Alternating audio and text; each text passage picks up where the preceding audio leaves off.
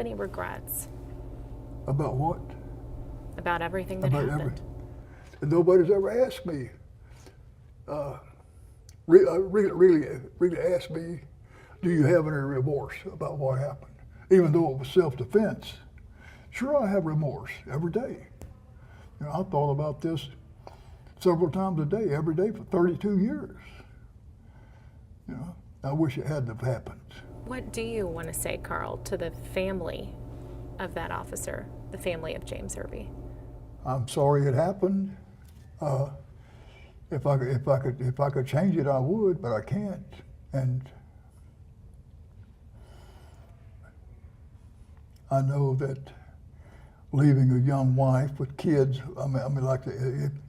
it's hard on her, and well, it's been hard on me for 32 years too. So you can still remember that day? Yes. I can remember everything that happened that day, yeah. Why did you shoot Officer Irby? Why?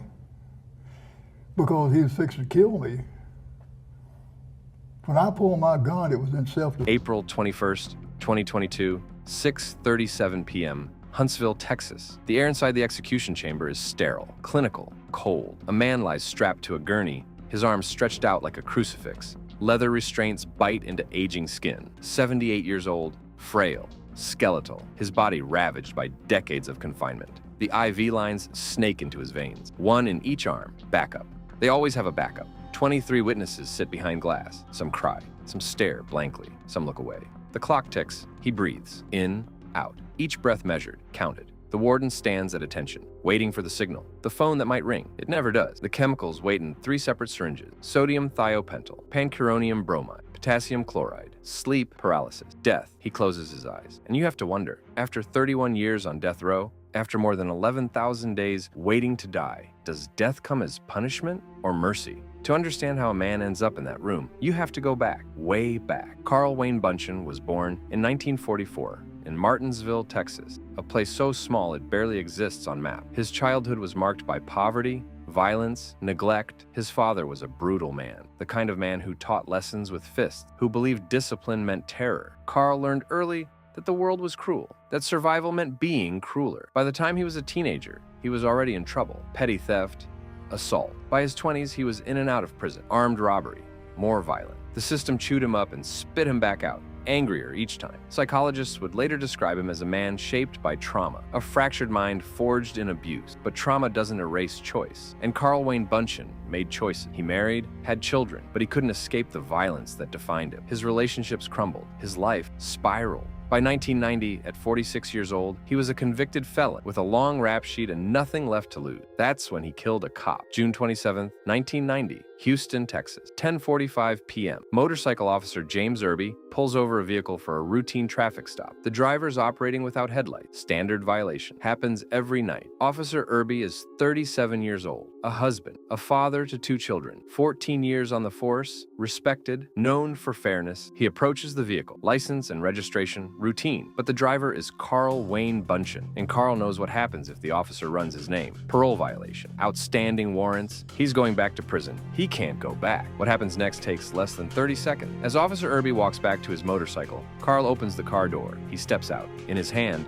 a .38 caliber revolver. Officer Irby turns, sees the gun, reaches for his own weapon. He's too late. The first shot hits him in the head. He falls, collapses onto the pavement, wounded but alive. Carl Wayne Buntion walks closer, stands over the fallen officer. James Irby looks up, defenseless, bleeding. Carl fires again, and again, execution style, point blank. 3 shots to the head. Officer James Irby dies on that Houston street, his motorcycle still running, his radio crackling with unanswered calls. Carl Buntion gets back in his car and drives away, but he doesn't get far. Within hours, witnesses come forward. The vehicle is identified. Carl is arrested trying to flee the city. In his possession, the murder weapon, still loaded. In 1991, Carl Wayne Buntion is sentenced to death. He's 47 years old. He's sent to Pulaski Unit in Livingston, Texas, a supermax prison, home to Texas death row. His cell is 6 feet by 10 feet, a concrete box, a metal bunk, a toilet, a sink. 23 hours a day, he stays inside. 1 hour of recreation, alone in a cage. Days blur into weeks, weeks into years. He watches other inmates go to the execution chamber. Some scream, some pray,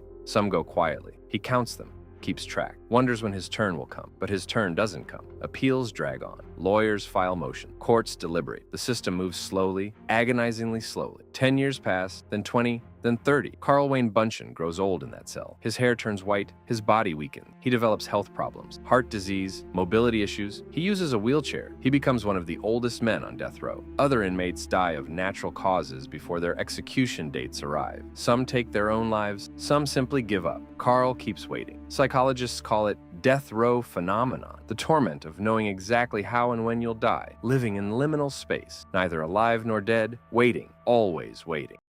Execute Buntion. After nearly 32 years, we just figured he was just going to die of old age. But we're moving towards it, and we'll move through it as a family, just like we've always done. Why is it important for you to be there for the execution? First of all, I truly believe that this will give my family closure. The end of that chapter of our lives.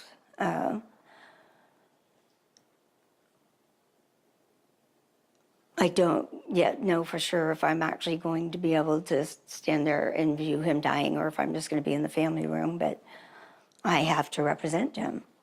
I've been Mrs. Irby for the greatest part of my life.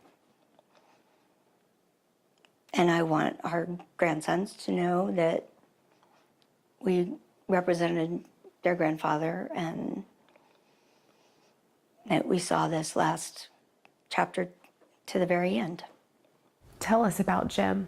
Some say it's cruel, unusual, a violation of human dignity. Others say it's justice. But after 3 decades, the question becomes complicated. Is the man at 78 the same man who killed at 46? His brain has changed. His body has deteriorated. Dementia creeps in at the edges, and still he waits. April 21st, 2022. The day arrives. All appeals have been exhausted. The Supreme Court has declined to intervene. The governor will not grant clemency. Carl Wayne Buntion will die today. In Texas, death row inmates are no longer granted special last meal, budget cuts, policy changes. They eat what everyone else eats, but there's a ritual to it anyway, a finality. His last meal is simple, institutional. A cheeseburger, fries, coleslaw, a dessert. He eats slowly, methodically, each bite measured. Does he taste it, or is his mind somewhere else? In 6 hours, he'll be dead. He knows that. Everyone. The food sits heavy in his stomach, a final comfort, or maybe just habit. When he's finished, the tray is taken away. He's moved to a holding cell adjacent to the execution chamber. He's allowed final visits. His daughter comes. They speak through glass.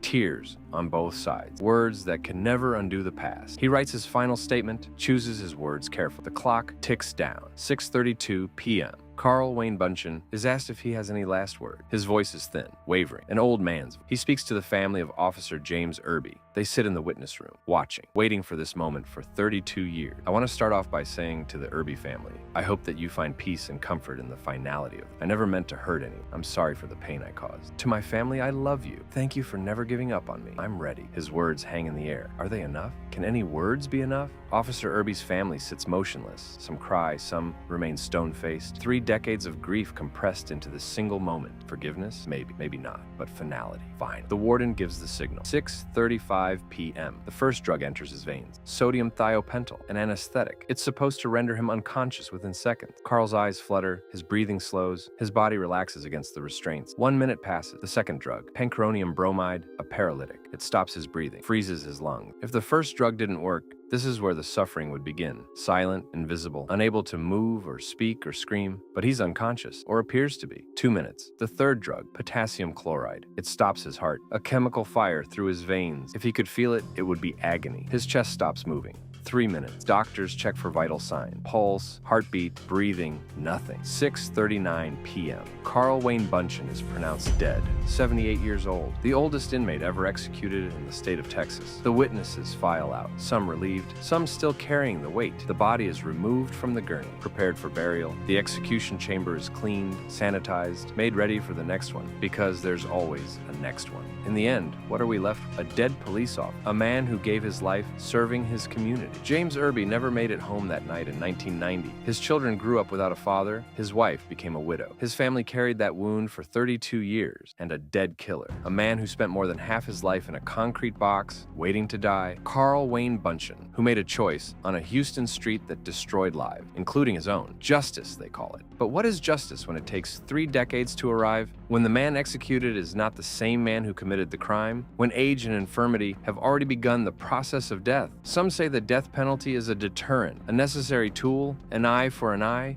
Others say it's state-sanctioned murder, that no government should have the power to kill its own citizen, that life in prison is punishment enough. The Irby family waited 32 years for closure. Did they find it? Some say yes. Some say there is no closure for that kind of loss. Only accept. And Carl? Did he die repentant? Or did he simply die? We like to think justice is clean, that it provides answers, resolution, peace. But standing outside that execution chamber, with the smell of antiseptic in the air, and the weight of decades of suffering on both sides, justice feels less like resolution and more like exhaustion. Carl Wayne Buntion is gone. James Irby has been gone for 32 years. 2 men who never should have met, whose paths crossed for 30 seconds on a Houston street and changed everything. One buried in a police officer's uniform, a hero. One buried in a prison grave, a number. In Texas, there are currently more than 200 people on death row. Some have been there for decades. Some will die of old age before the state kills them. Some will have their sentences overturned. All of them are waiting, just like Carl Wayne Bunchen waited, until waiting is all that's left. And the question remains, whispered in the sterile silence of the execution chamber, does killing a killer make us safer, or does it just make us killers too? This documentary respects the memory of Officer James Irby and acknowledges the complexity of capital punishment without glorifying violence.